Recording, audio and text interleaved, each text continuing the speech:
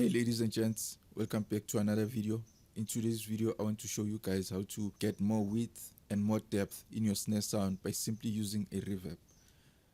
So this will help you get a huge sounding snare. I'll give you a simple scenario. I'll play the drum kit and then take away the reverb. As I'm playing the drum kit, I want you to listen to whether the song needs more reverb or it has enough reverb. So check it out.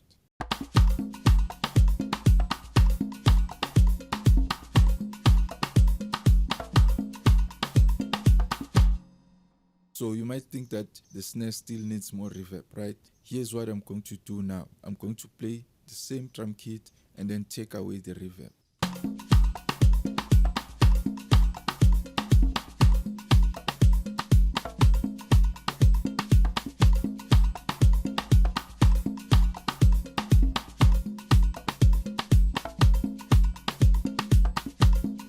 So the trick here is to make the snare be felt instead of being heard. So that's the trick here. Your snare has to add emotion to the drums. It doesn't need to be drowned inside the reverb and be obvious. So let's check out the snare reverb settings. So the most important thing that you need to focus on is the reverb time, or in other reverb plugins, this is called the decay. This is the one thing that you need to focus on and spend more time on. And then for the rest of the settings, since each and every reverb is different, I won't focus much on the other settings because each and every reverb plugin is different. So you have to figure out how to use whatever particular reverb that you love the most. But just make sure that you get a good decay time, because if you don't get a good decay time, your snare sound will drown in the mix and then it won't be able to pop. So another trick here is to add more width to the snare drum. If your reverb plugin doesn't have a width feature, then you can simply add a plugin in your aux channel to get your snares to sound more wide, because that's the trick to making them sound huge in the mix. So I want you to check out the reverb without the width.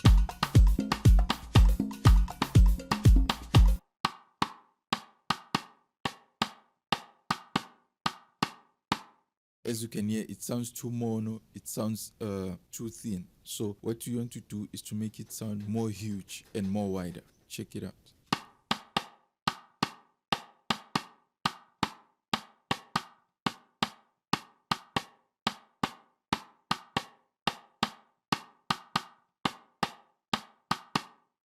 And that's how you do it. So if your plugin doesn't have this feature, make sure that you simply add a stereo width plugin in your aux channel to get the same effect.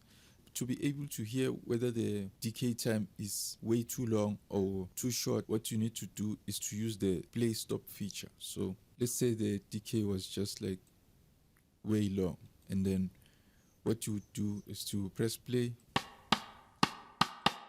and then stop it at the same time. So while I'm busy playing and stopping the reverb, you'll be able to hear the decay of the reverb even after I clicked stop. That's how you know that you have too much reverb. So check it out.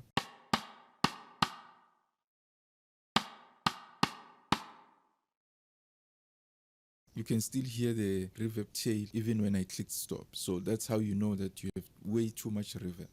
So what you need to do is just to pick it up, and then now check it out with the same technique.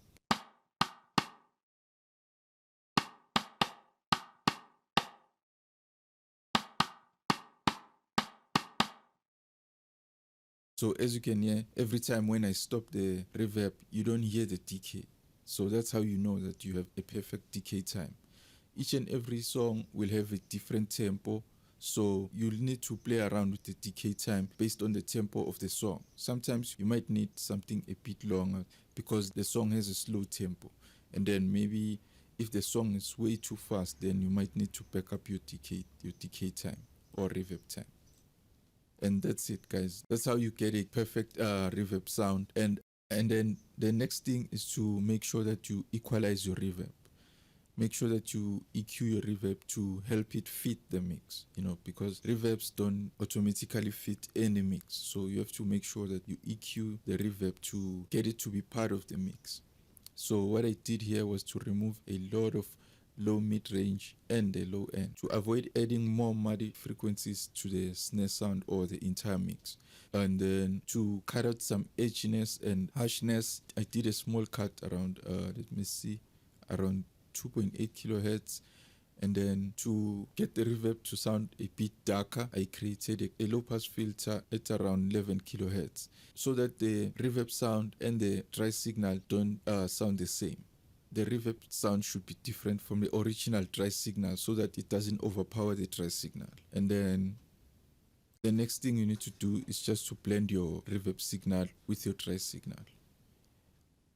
So check it out.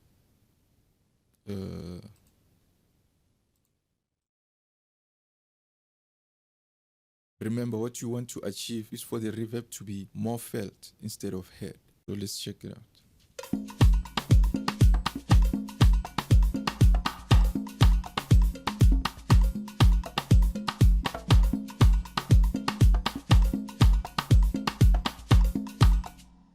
So for an untrained ear, you might think, no, you still need more reverb, but check out when I take away the reverb.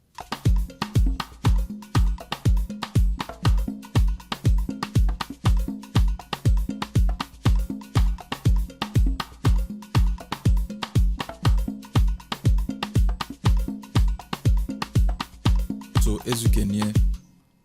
as you can hear, we have enough reverb for the snare to be able to pop, and the reverb helps the snare sound huge in the mix, of course, which will help it cut through. So that's how you use a reverb on a snare. Make sure that you have a short decay time based on the tempo of the song, of course. Let me see. And if your reverb is messing your transients and making it hard for the snare to cut through the mix, one other thing that you can use is the pre-delay. I don't like the pre-delay, but if your reverb is drowning your snare drum, then the pre-delay will be your best friend. And that's it, guys. That's how you help your snare to pop in a mix. Let me know if you have any questions. Leave your comments below, and I'm always here to help. Cheers.